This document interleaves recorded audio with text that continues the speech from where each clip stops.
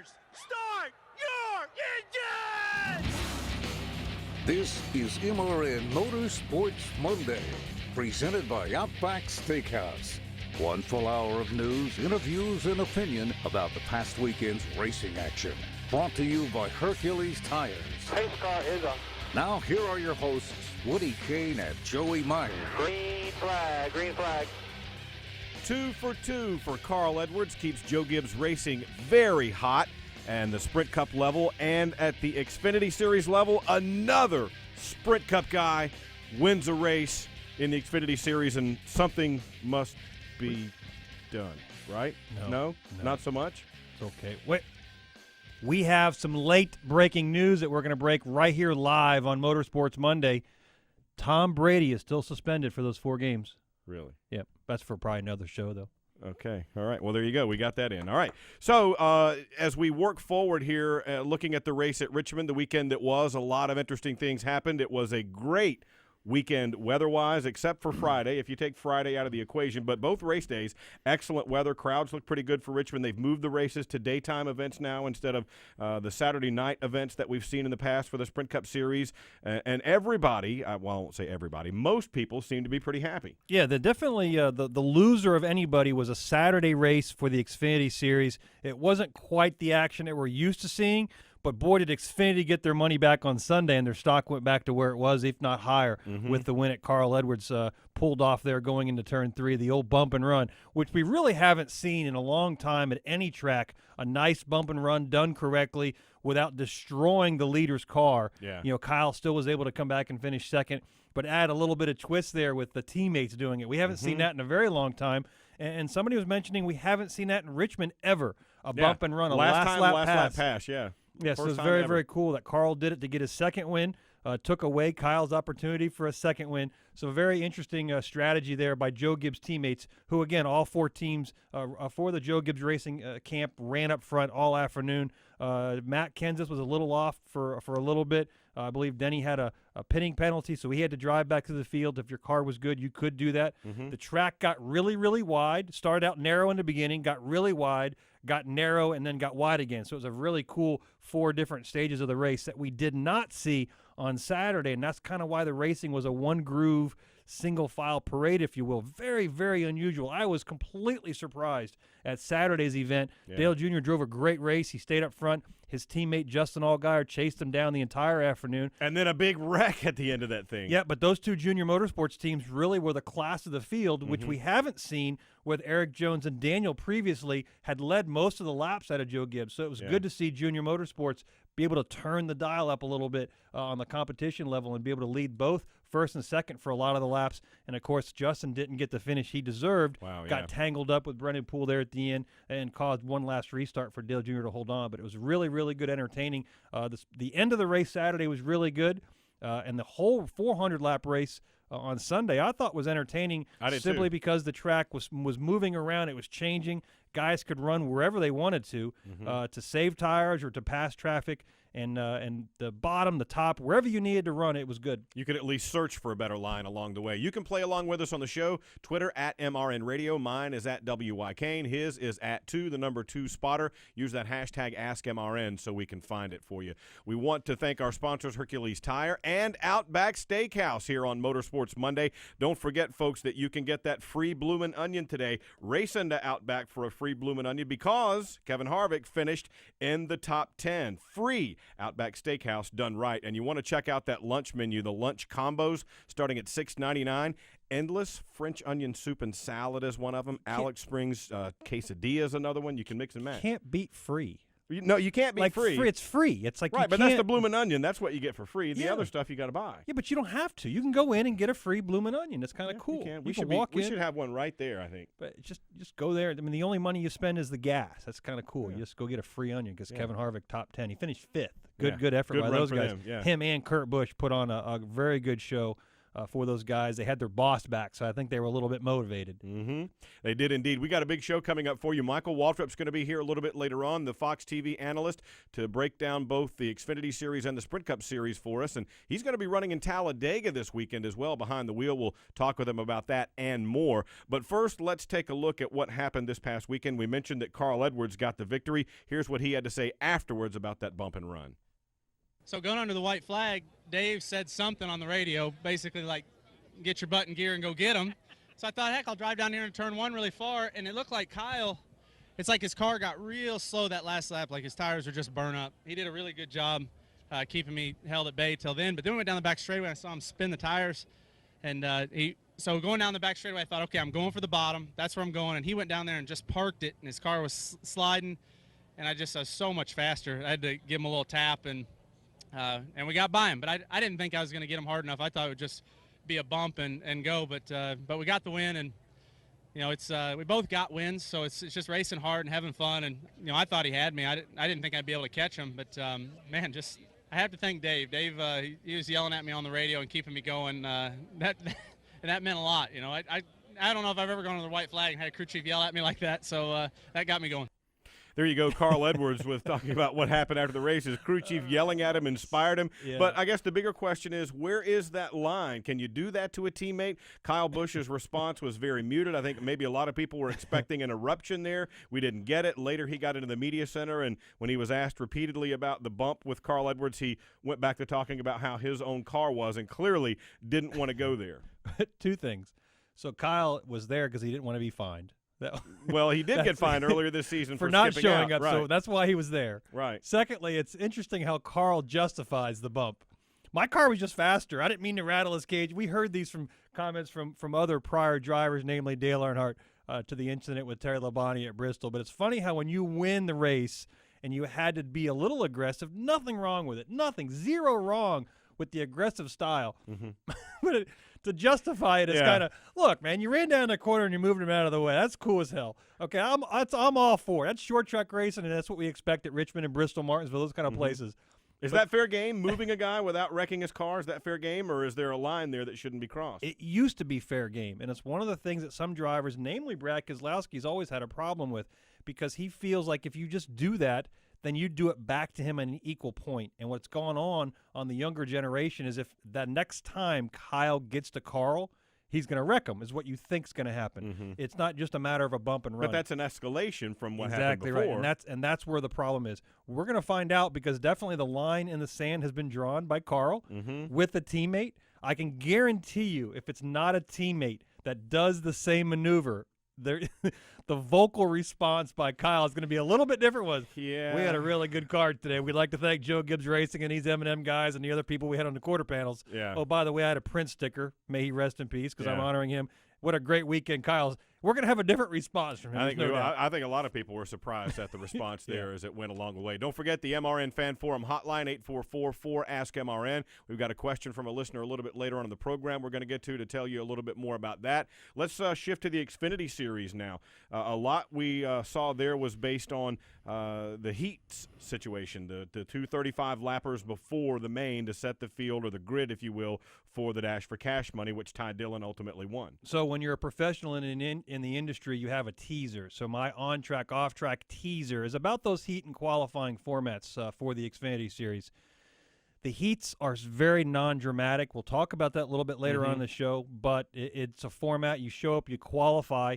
We didn't have qualifications because of the rain at Richmond, but we ran 2 heat races based on a lineup on previous points. Yeah. And it was really anticlimactic again. So we've seen 4 heat races with very minimal lead changes. We saw Dillon get aggressive to get by Allgaier and take the lead, and that was really the essence of the lead.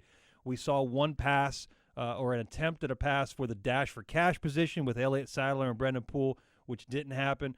But the heat races right now, the way they're formatted, I have a solution, I think.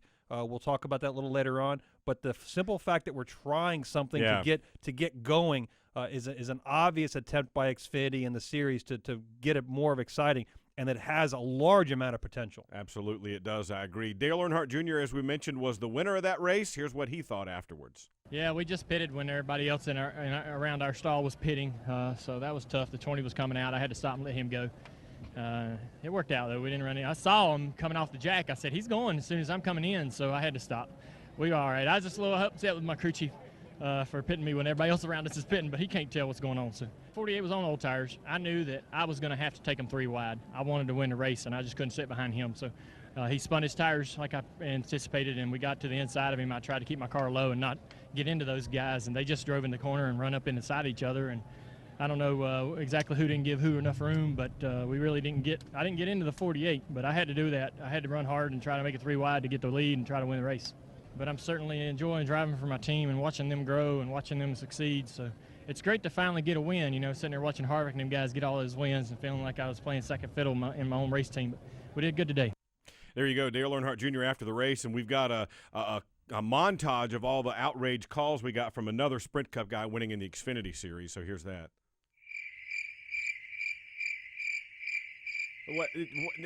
Where are the torches and pitchforks when Junior wins and the Cup guys are ruining the Xfinity Series and it's got to be stopped and all that? His first win in a Junior Motorsports car. Yeah, how about that? I saw that stat. That was more impressive than anything I saw all weekend.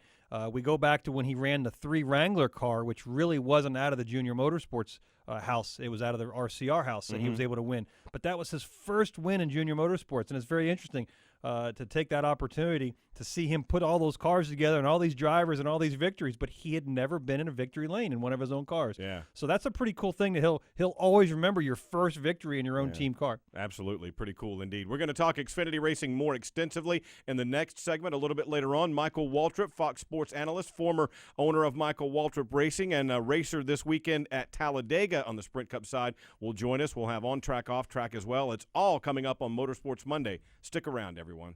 This is MRN Motorsports Monday. Ready to take the training wheels off your race scanner? Go to fanvision.com and upgrade your experience with FanVision. Not only will you be able to hear the race, Dale Earnhardt Jr. gets a good run, drafting help from Kyle Busch and Kevin Harvick. Jr. again pulls up alongside for the race lead. you'll see every moment through live video, instant replays, live stats, and more. Hi, I'm Jamie McMurray, driver of the #1 Cessna Chevrolet, and I never go to the track without my FanVision. So go to fanvision.com to rent or buy yours today.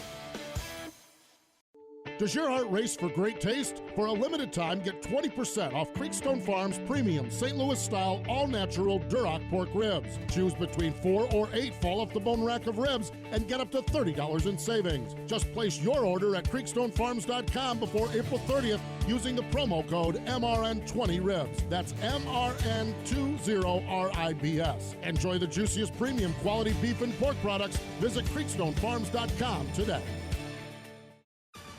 Stay up to date with the latest news from the NASCAR Garage weekdays on NASCAR Today, midday. We can enhance the fans' experience, and I think that's what we really need to zero in on and provide. Hear from the drivers and teams as they chase the 2016 championship trophy. Change is good in our sport. It re-energizes people, makes everybody, step up to the plate, so to speak. NASCAR Today, midday, weekdays on the Motor Racing Network, your source for NASCAR news. Hi, I'm Jeff Burton. Now back to Joey Meyer and Woody Kane on Motorsports Monday. White flag, the Credit One Bank 1-to-go lap underway. Dale Earnhardt Jr., who's in the race here tomorrow, wouldn't mind entering that one after a victory today, but he's not being given breathing room by Ty Dillon, who's watching. Ty Dillon turns up the wick one final time as they're crashing at the back of the pack. Dale Jr., Ty Dillon racing for the win. Ty Dillon right up underneath the rear spoiler of Dale Earnhardt Jr. to no avail. Dale Earnhardt Jr. wins the Toyota Care 250 at Richmond International Raceway. All the while, the second place finisher Ty Dillon will win $100,000 as he picks up the Xfinity Dash for Cash. Eli Gold, Mike Bagley, and Alex Hayden on the call for Motor Racing Network on Saturday. Dash for Cash money won by Ty Dillon. Dale Jr. wins the race, and it was pretty interesting there at the end. I was thinking, like you, Justin Allgaier is gonna win this thing, and then next thing you know, he's sideways coming off the turn. Yeah, he had a car capable of winning for sure. But the interesting story we talked about, will Kyle remember what Carl did to him at the end of the Cup race? Well, Ty Dillon knew exactly what Dale Jr. did to him at Bristol in the Cup race last week, and clearly got out of his car and said, I was wrecking him to win. After he put if he could have gotten exactly there, yeah. right. If he could have gotten there, and Dale Jr. even said to his spotter TJ, I knew he was going to hit me. Like, Yeah. I was prepared. If he got to me, I knew I was getting moved out of the way. Mm-hmm. And that's the way these drivers think, because Dale Jr. and Ty Dillon got into a little incident, not a big incident. Dale Jr. pushed him out of the way. It was time to go, and Ty was in his way, so Dale Jr. moved him out of the way. Mm-hmm. He fully expected that payback to happen in the Xfinity Series. Fortunately or unfortunately, we didn't see that incident, and Dale Jr. was able to bring home his first victory at Junior Motorsports. Absolutely, he was. But here's what Ty Dillon had to say about winning the Dash for Cash money, the second one this season. Winning the bonus is awesome. I can't thank Xfinity enough for putting on the Dash for Cash. It's so much fun. I really enjoy these heat races. It really helped us today, getting a good starting spot. I can't thank my guys enough. Danny Eflin stepped up this weekend and led this team. This team is so strong, and it's built by Nick Harrison. He's back at the shop, and I'm so proud of all these guys. Can't thank Wesco enough, and just came up a little bit short, but we're going to get one here soon. The race itself, the race today, how was the race itself? What more did you need? Probably should have been a little more aggressive. Junior taught me a move in Bristol last week. I probably should have used it. So, no, they had a good cars, just missed by a little bit. So, but really proud of the effort. We're getting better and better. So, just can't thank my guys enough, and can't thank the good Lord enough for blessing this day for us. I've always wanted to have one of those giant cardboard checks just to wave around. Wouldn't that be cool? Mine would say 0. Well, I mean, it's got to have a big number in it like Ty's did right there, or it's not as much 0. fun. And remember, he did all this, as he mentioned there, without his crew chief, who had been suspended for a spoiler violation the week before. Yeah, very unusual violation at Bristol with Nick.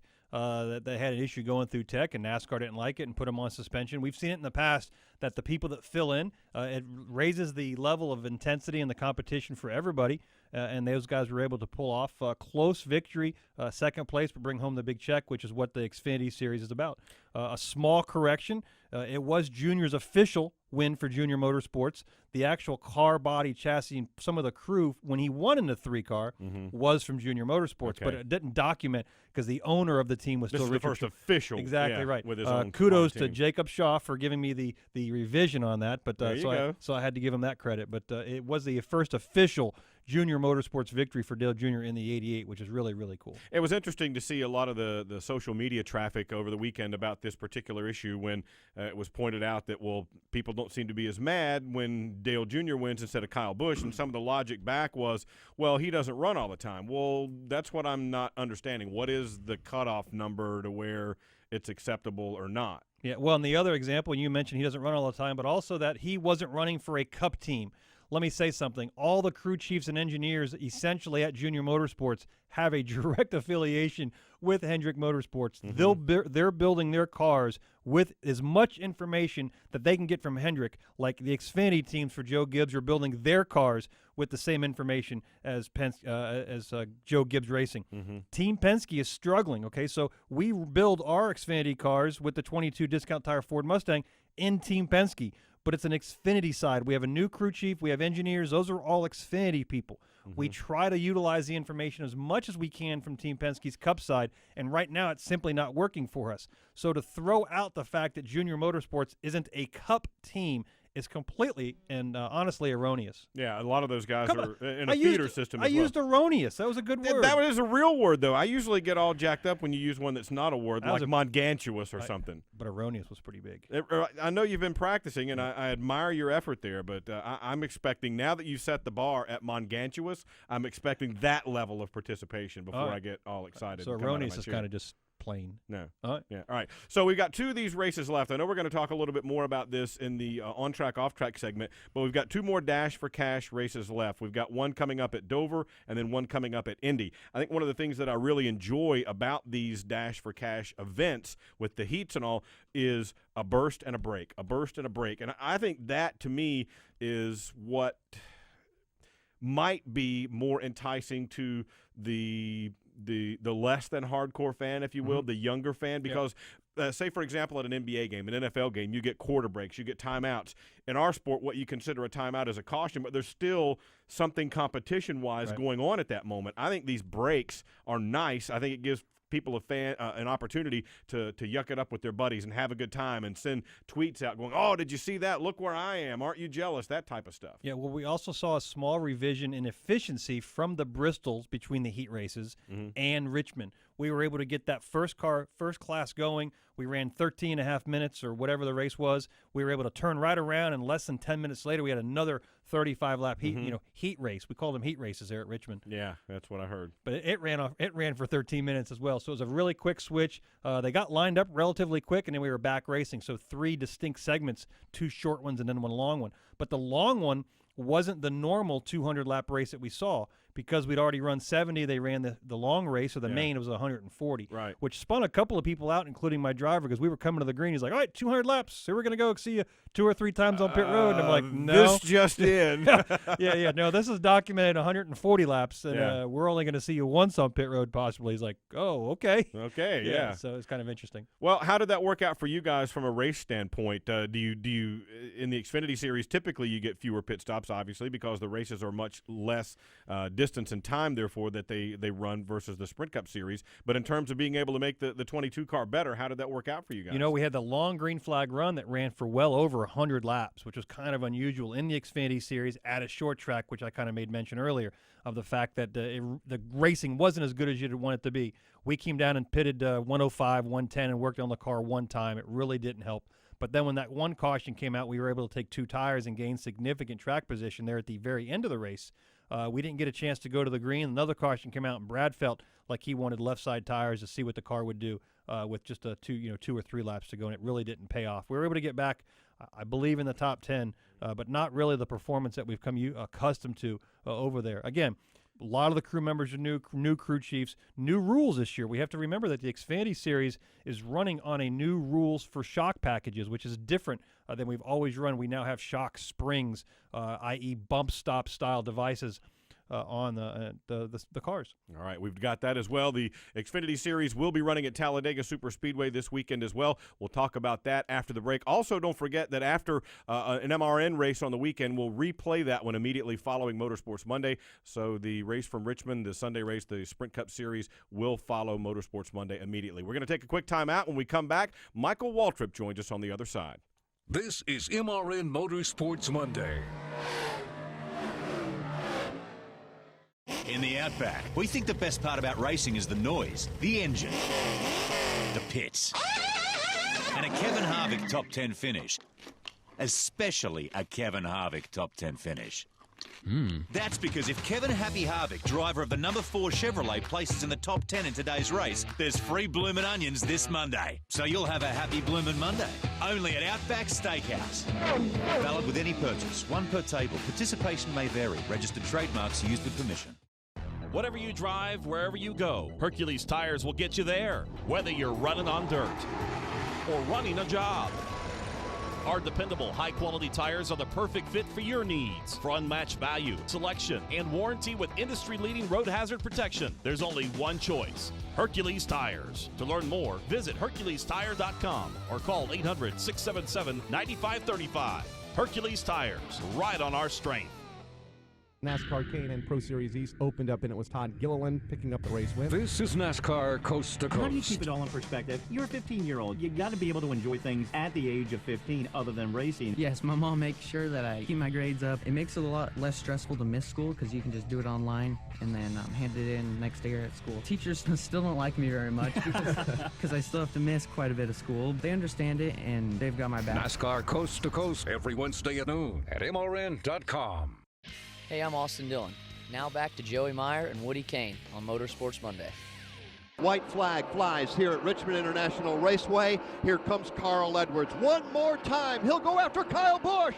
Diving deep into the corner. Here comes Carl Edwards. He is there. Quarter panel him alongside. The question is, does he have enough to get off the turn? No. Kyle will keep it. One final shot. Carl Edwards to the bottom of the racetrack, and Kyle will block him. Contact is made. Carl into the back of Kyle. Knocks him up the banking. Carl Edwards is going to win. A surprise ending to the Toyota Owners 400. Certainly a dramatic finish at Richmond yesterday. Carl Edwards lays the bumper to his teammate Kyle Busch on the last lap, the first ever last lap pass at Richmond on try number 120. Joining us on the guest line now, Fox Sports analyst Michael Waltrip on the guest line. Mikey, you've had teammates before. Is that a line that shouldn't be crossed, or what did you think about the finish of that race yesterday? All right. We'll check in with him a little bit later on. I think we've lost contact with him for a moment, but we talked a little bit earlier about making the contact on the last lap, and I think there's a line where as long as you don't send the guy all the way into the fence and tear up his car, you're okay. His teammate mentioned earlier that he knew Carl's car had been better for the significant portion of the afternoon. Much like Dale Jr. was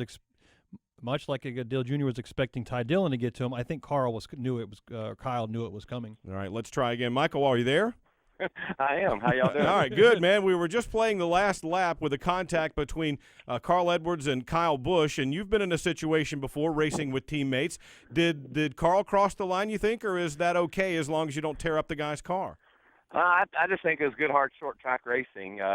Kyle was protecting his lead, and it looked like Carl had committed to hit the bottom of the racetrack in turn 3, and that's where Kyle elected to go. And there was some contact, but it was enough to where Kyle was able to hang on to his car, but Carl was able to get the job done. So I really think that that's just what we're looking for, is just guys racing hard and trying to figure out the best way to get to victory lane. Michael, you're going to take off your tie and suit here in another couple of days and put on a helmet, but I want to get your viewpoint from watching the last 9 races here in 2016. We do have a new rules package with the downforce. Is it everything you expected it to be, or can we still go a step further? I just think you have to continuously try to get better with the rules. And, I love where we're at with the lower downforce, but these teams are getting downforce back. So, sure, NASCAR is working hard with the teams. There's great communication between the leadership of NASCAR and the RTA and the driver council. They're all communicating really well. And I think, quite frankly, they'd like to see some more spoiler whacked off of it and some downforce taken away as the teams gain it back. We've got a lot of positive results from where the cars are now, but maybe it could be better if we go another step, and that's something that working together as a group they can figure out. Michael, what's the limitation on the lack of downforce? Can we just take the spoiler off these cars? What's the actual limiting our downforce? Well, technology would allow us to take the spoiler off completely and maybe a fuser under the back that creates downforce, but yet helps cars behind the lead car not have to deal with the wake. So, and if you look at the spoiler now compared to a year ago, it looks like it's already off. So that was a big step there. I've always been a fan of as the teams get it back, just set some dates in the middle of the summer and before the chase where maybe they take an eighth of an inch of spoiler off, a little bit of splitter, an eighth here, eighth there, just to keep the same amount of downforce on the cars as the team gains it back. But, I mean, don't you think we're chatting with Fox Sports analyst Michael Waltrip, and Michael, don't you think that this is a lot of what everybody's been asking for? We're seeing guys slipping and sliding around now. We're seeing them saw on the wheel. We're seeing you can get up behind a guy and loosen him up. We're seeing that clean air on the nose is not the end-all, be-all of racing. I mean, I guess from a standpoint of until they get that downforce back, it's everything we could have hoped for, right? Yeah, I mean, I think it's great, and I'm having fun talking about it on Sunday, and love Dale Jr.'s energy for slipping and sliding, and all the drivers are really into what we're doing right now. So we just continue watching these talented racers slide their cars around, put them in a position to win, and ultimately see who can race for this championship in 2016. A year and a half ago in 2015, NASCAR did a entirely different revamp their officiating on pit road with the automated camera system. And one of those changes was the lack of monitoring of lug nuts. In 2016, it's become a hotbed subject. It's gotten a driver fined. And at Richmond, it came to the forefront again. Teams are only putting 3, 4, a lot less than the 5 lug nuts. You're going to put a helmet on at Talladega this weekend. How many lug nuts are going to be on your car? Well, the rules at Talladega are such that you'll probably only get 2 tires and most likely be waiting on gas. So there really wouldn't be any reason, I don't think, at Talladega to take less than 5. But at the end of the race, if the teams, I mean, you got to understand, Joey, every day these teams practice putting on 4 lugs, and they know that 4 tight lugs will hold it. Yep. There was 3 times as many speeding penalties at Bristol than there were lug nut penalties. I'm not really into this debate. Yeah. I think it's just part of it.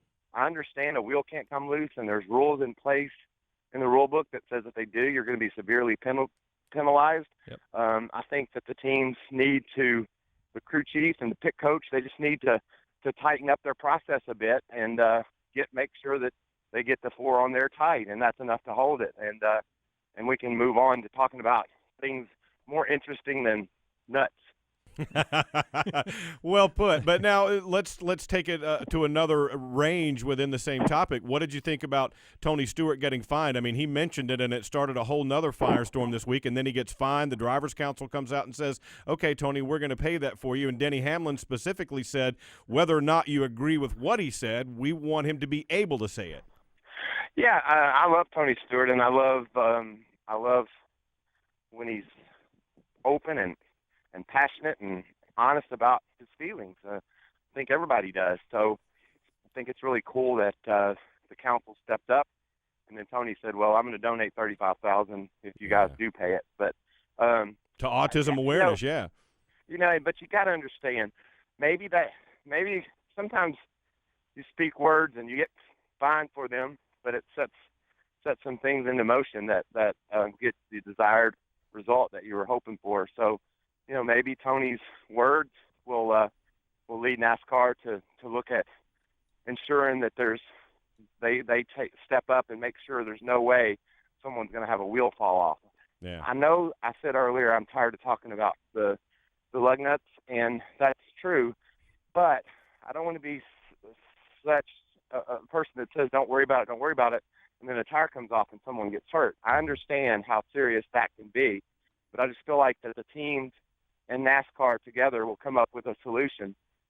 We saw way less issues at Richmond than we did at Bristol, and that was just 1 week of the teams tightening up their process a little bit, I believe. Yeah, and then earlier Scott Miller came back and said we are going to address it, we are going to talk about it. There was a previously scheduled meeting at Talladega between NASCAR and the Drivers' Council, so maybe that'll be the next step in this direction. Yeah, I hope so, and we don't have to talk about it anymore. Exactly right. Yeah, but we are talking with a 2-time Daytona 500 winner. I love saying that because I was part of it over there at DEI with you.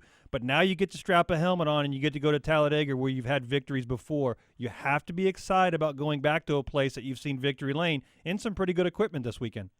Yeah, I'm happy. It's one of the Michael Waltrip racing cars. Got a Toyota Racing Development engine. Those engines are as good as anything in the garage area. So our car's probably a couple of steps outdated compared to the people that race every week, but the draft can make up for that. So I figure I won't qualify great, but I can run good and have a good time out there. At Daytona in July, in the 500, I was passing guys that I talk about on TV, and that makes me really happy because when I go by them, I got to think that's something that they think, all right, well, at least he knows what he's doing out here. And that's something that's really special, and I hope to get out there and mix it up with them again this weekend, right up front. Yeah, you mentioned your car may have been 2 or 3 generations off, but don't you feel like the guy wearing the helmet makes up for that? You just have to put it in the right position and understand where where you have to be in order to make ground and make passes. And I think I have a pretty good grasp of that still, and I'm really excited about getting to race, and that makes that's a good mental place to be as you head to the weekend.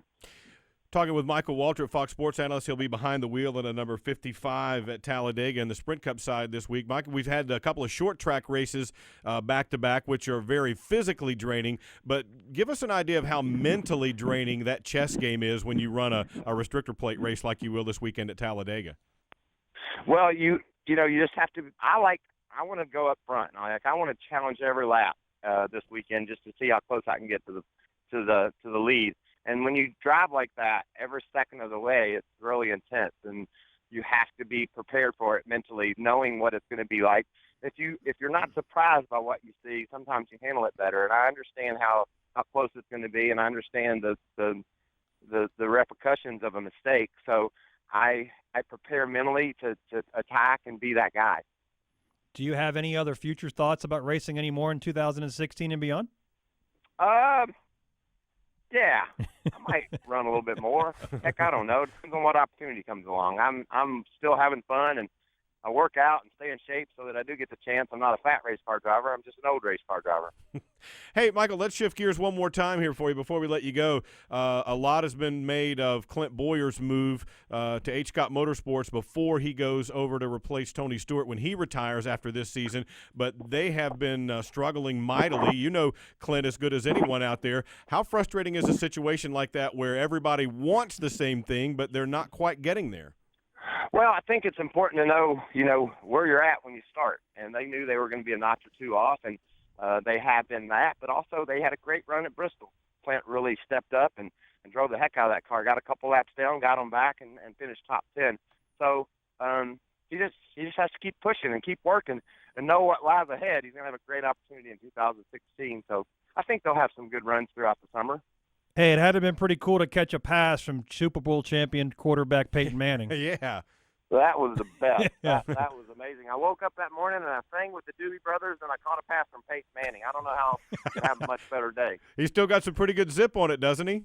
He does, but I'm nimble. I'm a big target. I'm fast. I'm across the middle. Nobody can hang with me, and I hauled it in, and I think I'd have scored if there had been a goal line. Fantastic. Hey, I forgot to ask you, who's going to be on the car with you this Sunday?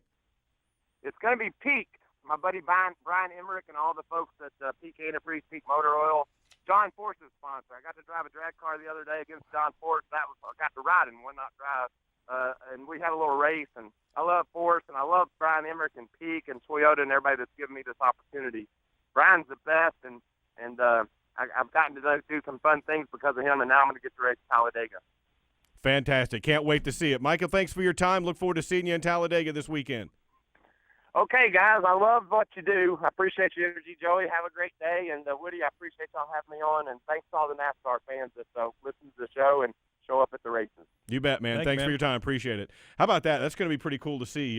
The car that you mentioned comes from Michael Waltrip Racing, and we know they had some good super speedway equipment, and now we know he knows how to get around those super speedways, so this should be exciting. I mean, one of the most exciting races I ever saw was the first time the Busch Series went there, and Mikey was in, remember the old Pennzoil car with no stickers around the nose, and that was one of the best races I ever saw. Yeah, the interesting thing is Michael talked about his cars being a couple of generations off. We might go through as a team 4 or 5 generation changes from February to November on a standard. Now, his car with Michael Waltrip Racing hasn't been worked on probably since till last year. So he might talk about it being off a couple of generations or upgrades or revisions, whatever word your team wants to use. But we've seen in the past a lower funded team, namely Front Row Motorsports, with David Reagan behind the wheel have no issues. And that's what I was getting at earlier. Is a guy like Michael Waltrip and talented, he's won many restrictor plate races at Daytona and Talladega. He makes up the difference because he knows where his car is going to work. He knows it's more about where to be win. It's not about the car. If there's one race that shows, we talk about being a driver's track, not necessarily every Daytona and Talladega, but specifically Talladega because it's a non-handling track like Daytona. Meaning you can just go. Right, you just go. You don't worry about handling as much. You know, you put yourself in position from the driver's standpoint. You have decent pit stops. Michael Waltrip will make up any difference that the car lacks. There will be cars that he finishes in front of that the cars are much better than what he's driving. But Michael Waltrip is a premier restrictor plate racer, not just since DEI, but years before. It's what Big Dale saw in him when he hired him. Yeah, and one of the things we talked about earlier this season after Daytona was, you know, the team spends so much time trying to get these cars just perfect from the wind tunnel, and every little micron that they can get off of it, get out of the wind and make it a little bit faster. But we've seen cars with dents in them and have been banged around a little bit still find their way up front. Yeah, 75% of Michael Waltrip's restrictor plate races, he had the same spotter. And who was that? Okay, there you go. All right, 2-spotter. Well, listen, we've got On Track, Off Track coming up next. You can play along with us as well at MRN Radio, at WY Kane, at 2 Use the hashtag AskMRN. We've already got a couple of questions as well. We've got a fan forum question from our hotline to talk about. All that is just ahead. Stick around. This is MRN Motorsports Monday. In the Outback, we think the best part about racing is the noise, the engine, the pits, and a Kevin Harvick top 10 finish. Especially a Kevin Harvick top 10 finish. That's because if Kevin Happy Harvick, driver of the number 4 Chevrolet, places in the top 10 in today's race, there's free bloomin' onions this Monday. So you'll have a happy bloomin' Monday. Only at Outback Steakhouse. Valid with any purchase. One per table. Participation may vary. Registered trademarks used with permission. Race fans, you know there's nothing like the power, excitement, and sounds of NASCAR. Ever wonder what it would be like to strap yourself in the seat of an authentic NASCAR race car? You can do it at the Richard Petty Driving Experience. Ride along or drive yourself at one of 15 tracks nationwide. Call 1-800-237-3889 or visit online at drivepetty.com. Richard Petty Driving Experience. It's authentic NASCAR entertainment. Call 1-800-237-3889 or visit drivepetty.com to reserve your experience. Waking up to smells of burnt rubber, smoldering campfire, and barbecue sauce. I was there, cheering on the drivers you love and booing the ones you don't, while watching them battle the baddest track in NASCAR. You can bet I was there. Escape reality for a weekend at Talladega. Experience the Geico 500 April 29th through May 1st. Call 877-GO-TO-DEGA or visit TalladegaSuperspeedway.com. Hey, I'm Jeff Gordon. Now back to Joey Meyer and Woody Kane on Motorsports Monday. You know, it's been a TV kind of day. We had Jeff Burton earlier welcoming us back. We had Mikey on the interview, and then we have Jeff Gordon right there. It's kind of a theme going. It's almost like we're on TV. Almost. How it's about almost that? like we're on TV. Like we have our own TV show. Wow.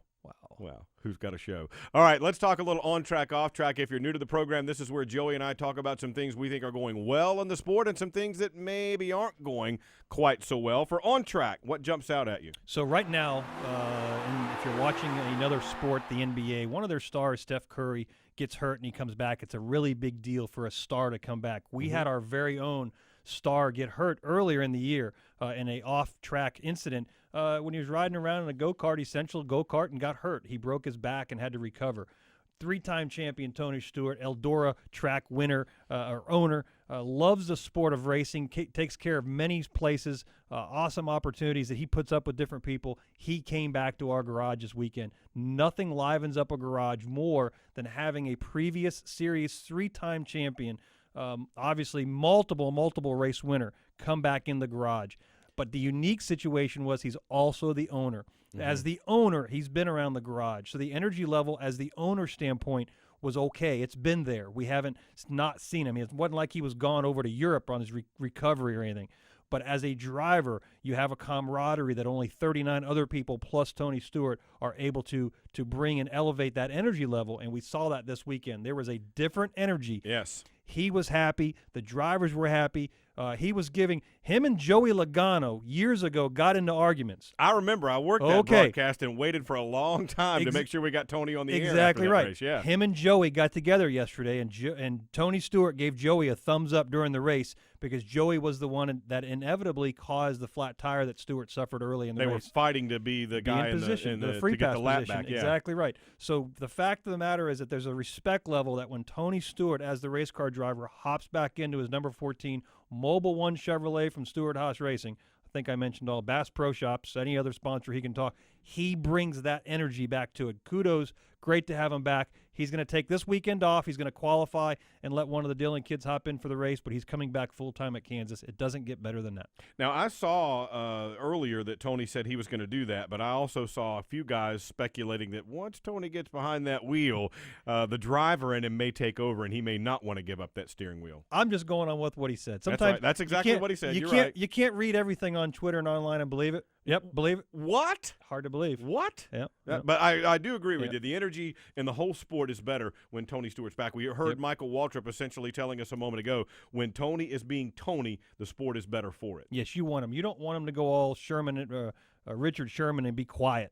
Yeah. You know, or not, I was going to say, Richard Sherman, the running back. Marshawn Lynch. Thank you very much. When he gets quiet, you want Tony to be vocal in his opinion because 99 times out of 100, he's correct in his direction of what he's saying. Right.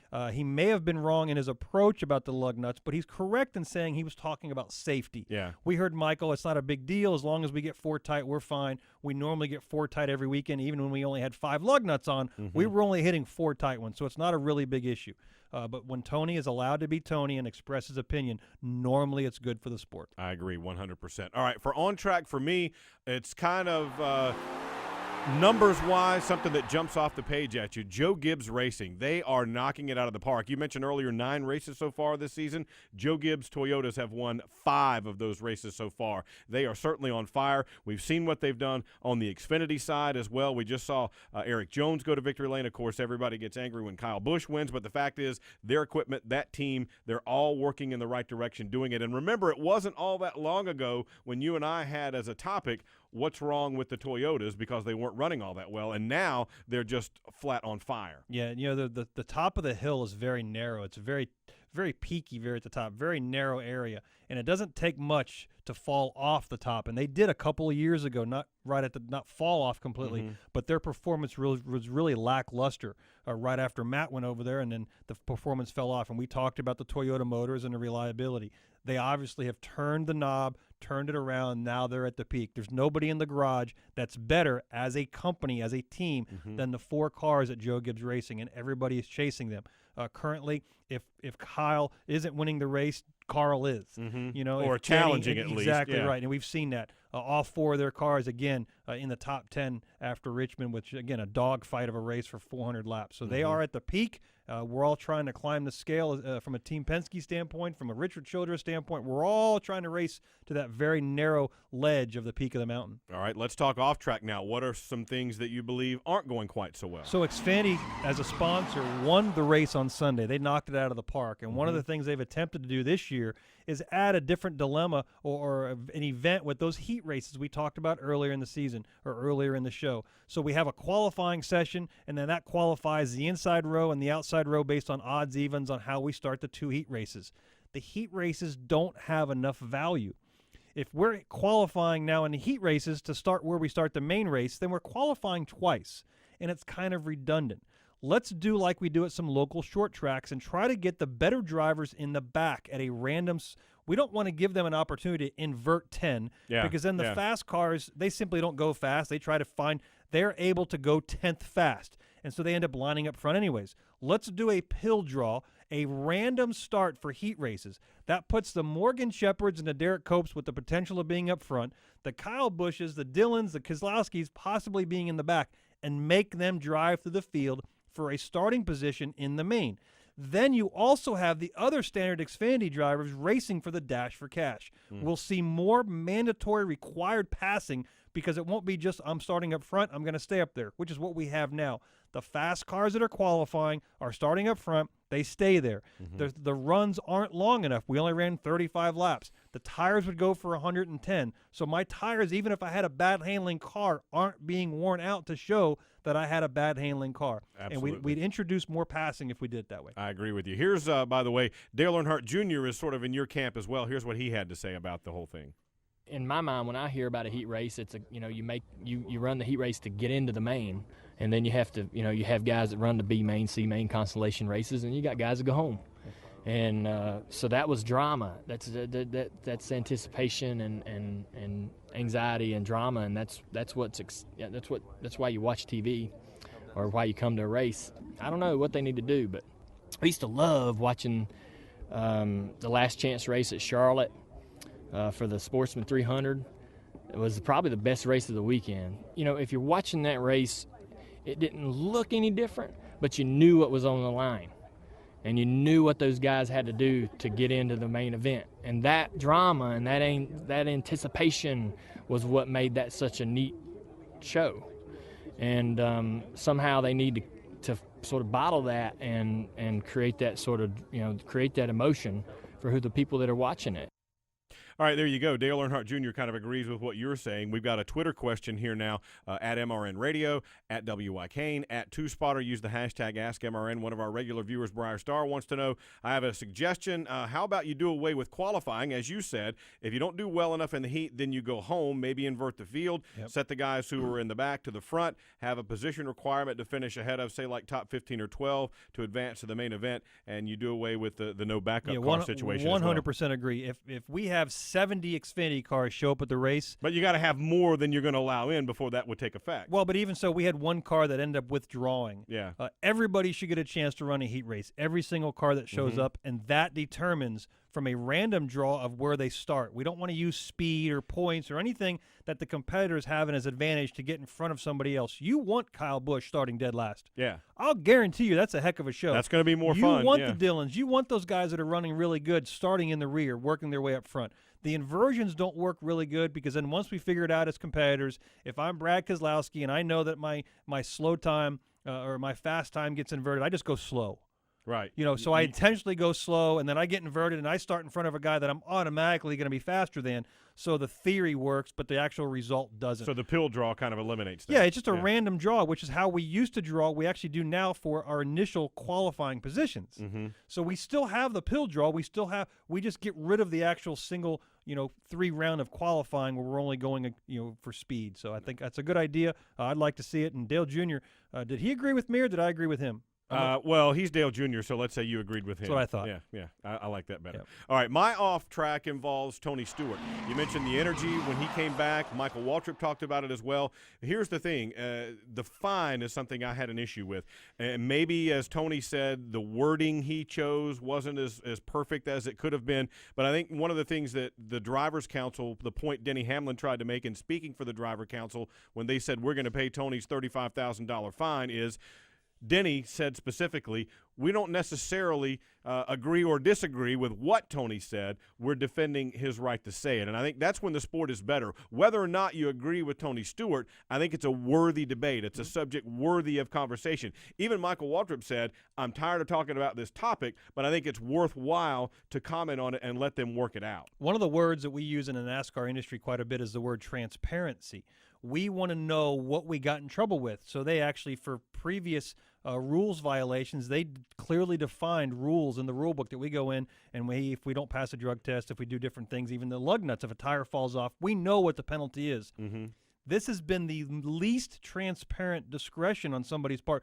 We still don't know, except for the rule number, what he violated, which is disparaging against NASCAR. Right. We don't know exactly what upset the management company in Daytona. Because other drivers had made similar points in we different had a driver, wording. We had a driver in California accuse them of fixing a race. Right. And didn't get in trouble. People That was think he got heat of the fined, moment. but that was for missing the media engagement, not for what he said on the next radio. day. And they clearly said he was fined for missing the drivers' meeting. We simply don't know what disparaging marks were specific enough to cause the uproar in Daytona and cause the fine.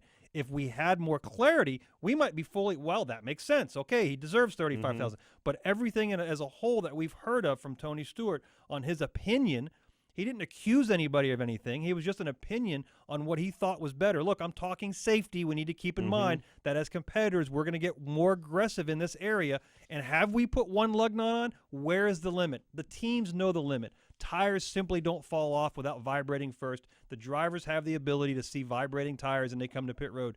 It's exactly what NASCAR's intention was, to where it would self-police itself. But Tony's argument was not understood by NASCAR, and we don't understand why NASCAR didn't understand it. Right. And that's really the communication. It's like a husband and wife saying yes, and I meant no, and you said yes. I said no. No, you said yes. No, I said yes. No, you just said no. Right. Who's on first?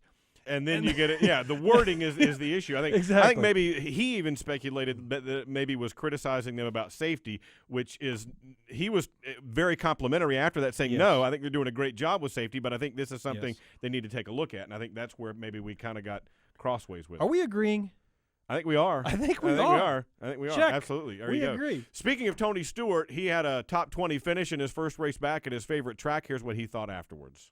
I didn't get off to the best start at the start of the race, but once we got the first pit stop, and really when we started getting some age on the tires, it went back to good old Richmond the way I like it. And when everybody's cars aren't driving good, I feel like I got as good a shot as anybody, in that scenario. So we started rifling through guys, and we got running lines on the racetrack that other guys didn't, and then you pass them, and then they would start running your line, and they'd stay with you. But it was fun. I mean, I wish every race at Richmond was a day race. I mean, it's so much more fun to run here. At the end of the race, I'm sure everybody was back down to the bottom as it's starting to cool off at the end of the day. But, man, right there in the first half of the race, it was awesome to be able to move around, and the drivers could make a difference on the racetrack. So I had a great time. There you go. His favorite track. He comes back, and now he goes to Talladega, saying he's going to practice and qualify the car and then hand it over to Ty Dillon. It's great to have him back. The reason Richmond was so good is he talked about how the racetrack moved around. The low downforce package is allowing these cars to catch, pass, and drive forward.